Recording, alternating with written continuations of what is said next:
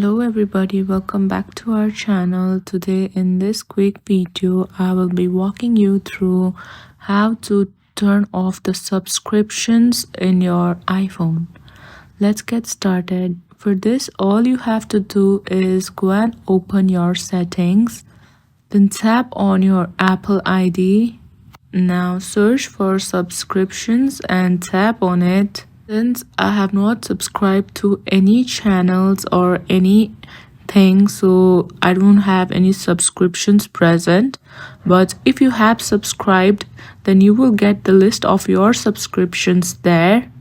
Now what you have to do is just tap on the subscriptions and slide it towards the left side.